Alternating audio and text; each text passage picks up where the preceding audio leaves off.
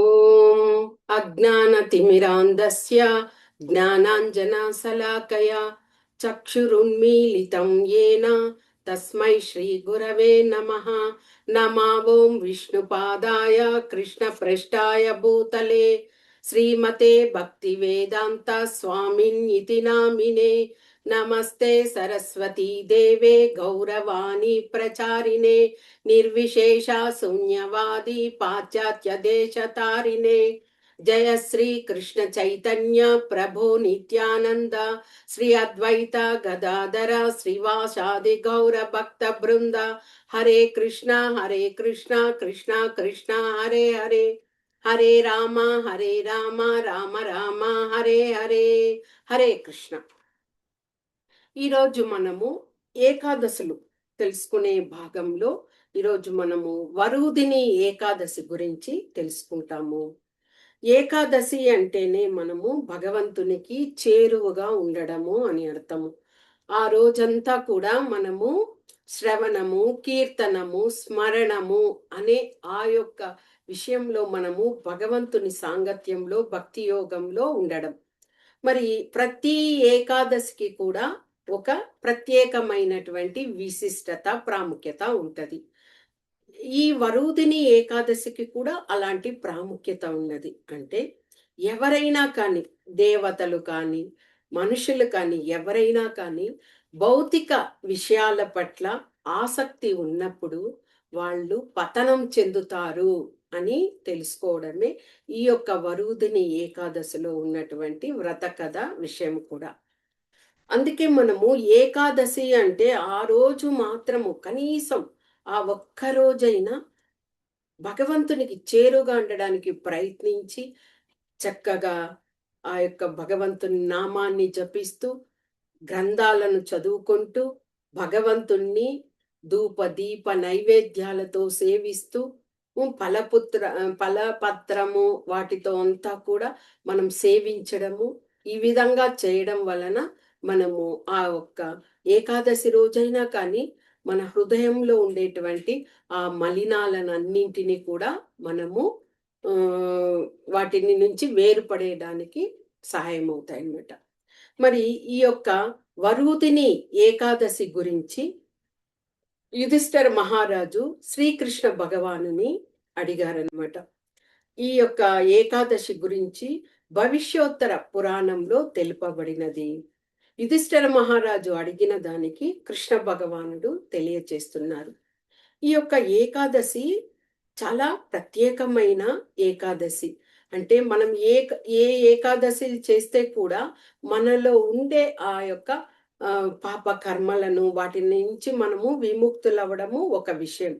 కాకపోతే ఈ ఏకాదశిలో ప్రత్యేకత ఏమిటి అంటే మనకి మహాభారతం జరిగిన కురుక్షేత్ర ప్రదేశం ఉన్నది.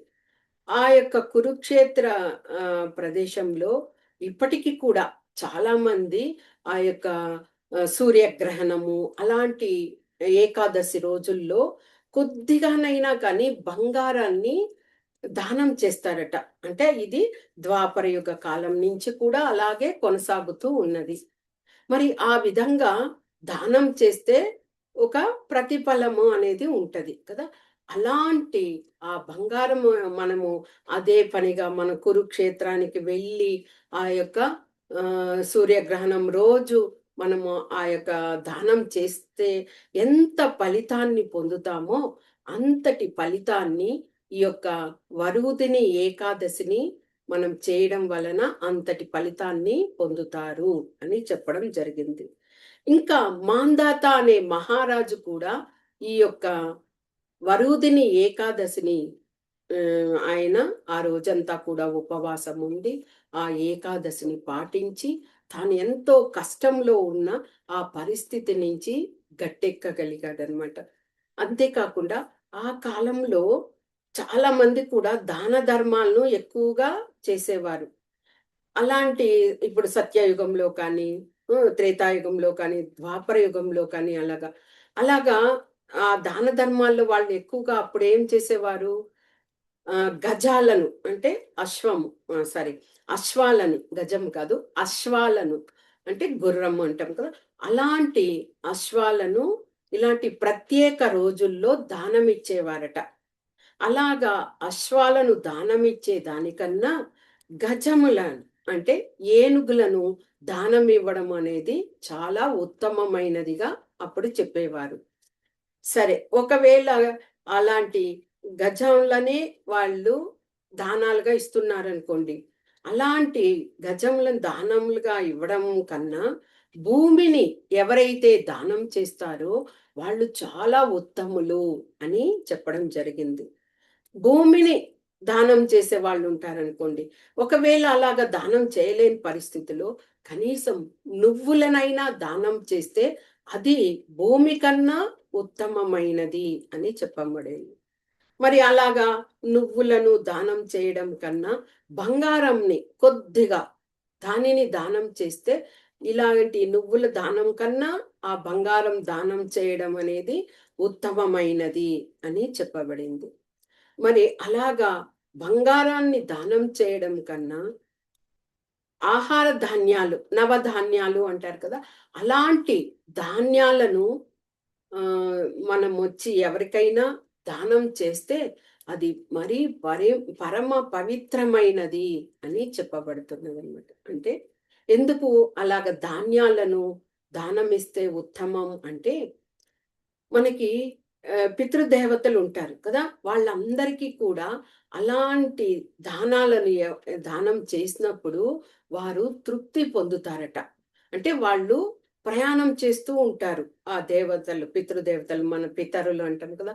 వాళ్ళలాగా ప్రయాణం చేసేటప్పుడు చాలా అలసిపోతూ ఉంటారు. వాళ్ళు ఎదురు చూస్తూ ఉంటారు. మన పిల్లలు మనకేదైనా ఆహారాన్ని పెడితే దానిని మనము అది సూక్ష్మ రూపంగా తీసుకొని కొద్దిగా శక్తిని కలిగి ప్రయాణం చేస్తాము అని. కాబట్టి ఇలాంటి చాలామంది ఆ యొక్క శ్రాద్ధ కర్మలు అలాగ చేసినప్పుడు ఈ యొక్క నవధాన్యాలనే ఇస్తారు. అంటే ఇంతటి ప్రాసెస్ చెప్పారు కదా! ఇంతటి కన్నా నవధాన్యాలను ఇస్తే కూడా అంతటి శ్రేష్టము అని చెప్పబడింది. మరి ఈ ఇంతటి అంటే అశ్వాలను కానీ, గజాలను కానీ, భూమిని కానీ లేదా నువ్వులను కానీ, బంగారం కానీ, నవధాన్యాలను కానీ, ఇంత ఇస్తే మనము ఎంతటి ప్రయోజనాన్ని పొందుతామో, అంతటి ప్రయోజనమే ఈ యొక్క వరుదిని ఏకాదశిని పాటించడం అని.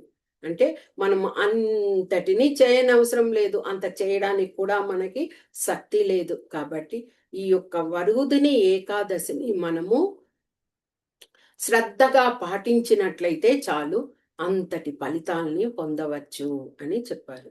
శ్రీకృష్ణ భగవానుడు యుధిష్ఠిర మహారాజుకు మాంధాత మహారాజు యొక్క విషయాన్ని తెలియచేస్తూ, మాంధాత అనే ఒక మహారాజు ఉండేవారు. చాలా గొప్ప రాజు. ఆయన రాజర్షి కూడా. అంటే ఆయన ఎప్పుడైనా కానీ తపస్సు చేసుకొని ఆ యొక్క దీనిని కూడా పొంది ఉండేవాడు. ఆ విధంగా మహారాజు ఒకసారి అడవులకు వెళ్ళి తపస్సు చేసుకుంటూ ఉన్నాడనమాట. అలాగ తపస్సు చేసుకుంటూ ఉన్నప్పుడు ఆయన నిష్టతో అలాగే అంతా మైమరిచిపోయి ధ్యానంలో ఉన్నప్పుడు అది అడవి ప్రాంతం గదా! ఆ అడవి ప్రాంతంలో ఒక ఎలుగుబంటి అది రావడం జరిగింది. అది రాంగానే ఇతడు ఇతని దగ్గరకు వచ్చినప్పుడు అతడు చలనం లేకుండా ఉండడం వలన అదేదో ఒక వస్తువులాగా అనుకొని ఇక ఆ మహారాజు మీద పడి తన గోర్లతో, వాటికి గోళ్ళు చాలా పదునుగా ఉంటాయి. ఆ గోళ్ళతోనే మనుషులను కూడా చంపివేయగలదట. అలాగా ఆ మహారాజు మీద అది దాడి చేయడం వలన మహారాజు ధ్యానం నుంచి బయటపడి ఆ యొక్క ఎలుగుబంటితో ఎంతో పోరాడినా కానీ అది బాగా గాయపరిచింది. అలాగా గాయపరిచినప్పుడు ఆ మహారాజు యొక్క ఒక పాదం అంటే ఒక వైపు కాళ్ళు దెబ్బ ఇదయ్యాయన్నమాట. పూర్తిగా చలనం లేకుండా పోయింది. అది భయంతో అరవడం వలన ఆ యొక్క ఎలుగుబంటి పారిపోతున్నదనమాట. కానీ అదే సమయానికి ఆయన భగవంతుణ్ణి ప్రార్థించాడు. అంతవరకు తపస్సు చేశాడు కదా! ఆ ఫలితం ఉంది.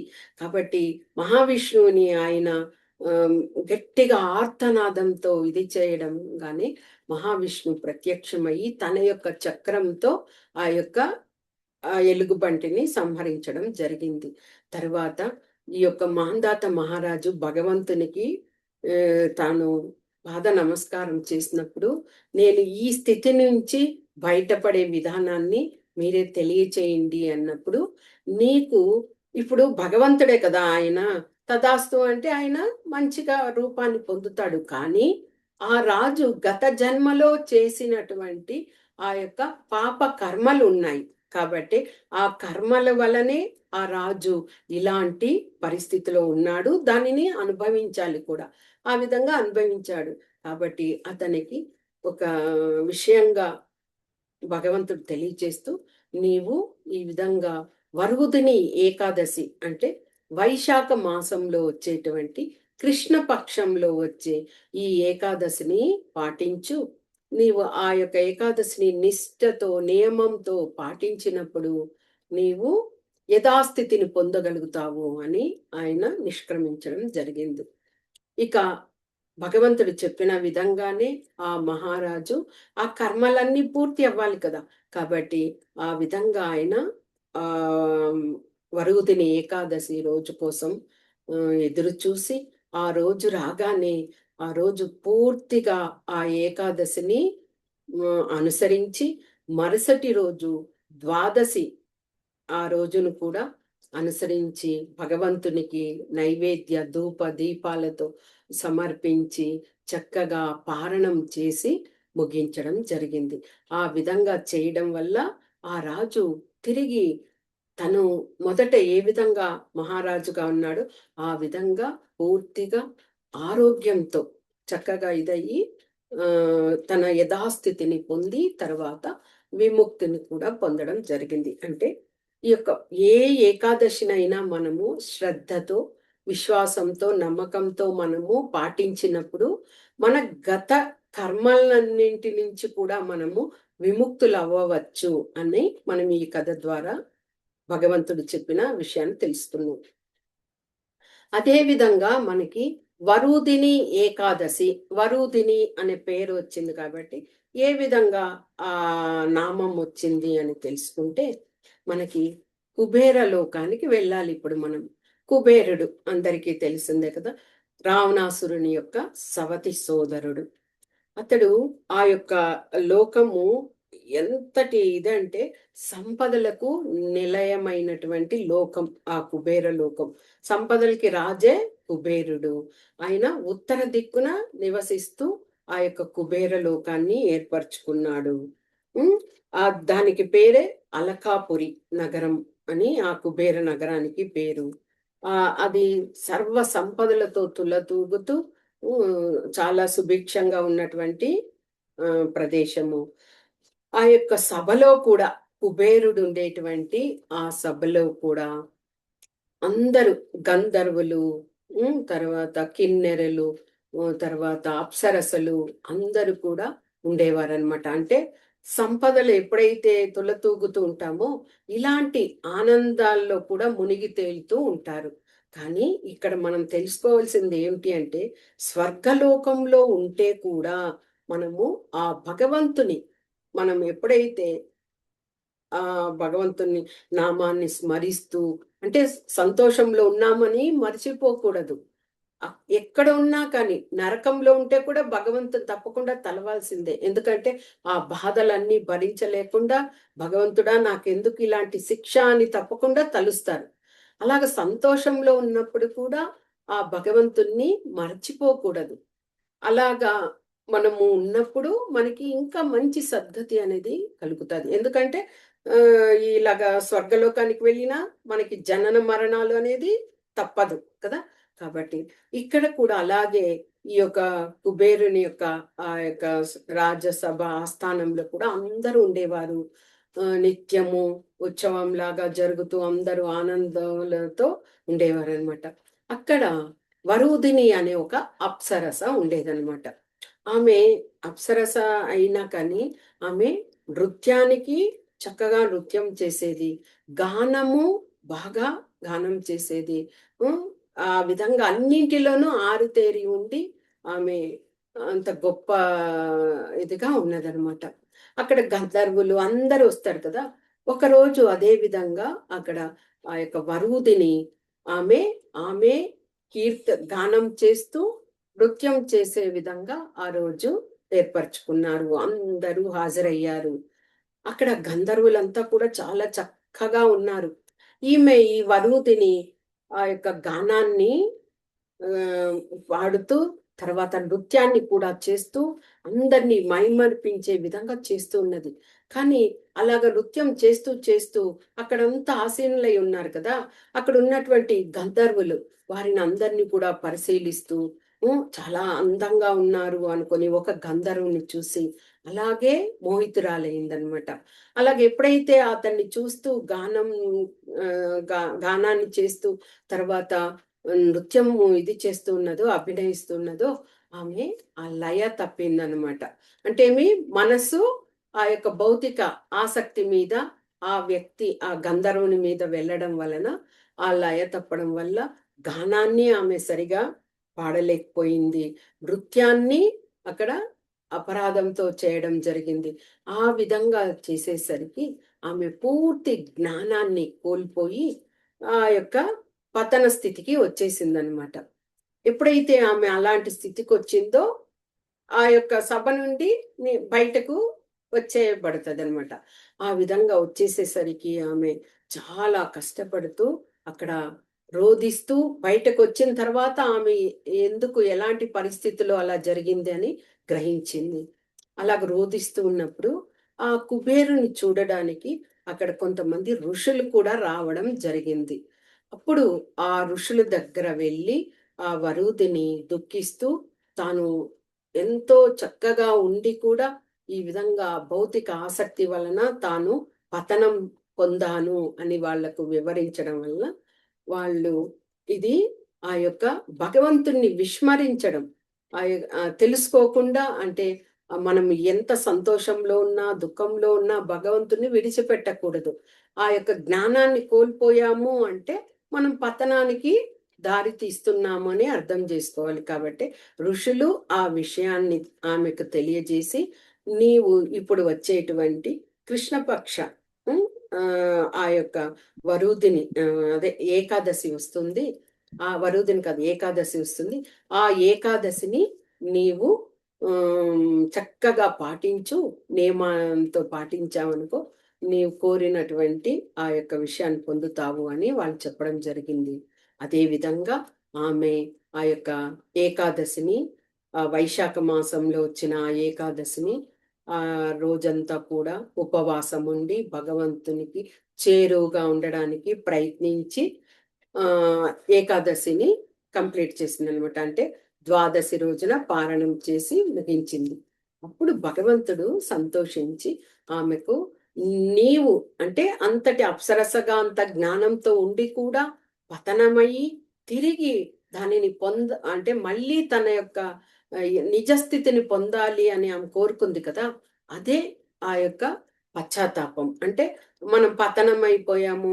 ఇంకా అలాగే ఇంకా మనకి వేరే గమ్యం లేదు, గతి లేదు అనుకోకుండా తిరిగి పునరుద్ధరణ చేసిందామె. కాబట్టి భగవంతుడు సంతోషించి ఈ యొక్క ఏకాదశిని నీ నామంతోనే వరూధిని అనే పిలుస్తారు అంటూ ఒక నామంతో ఆ వరూధిని ఏకాదశి అని పెట్టడం జరిగిందనమాట. అదే వరూధిని ఏకాదశి.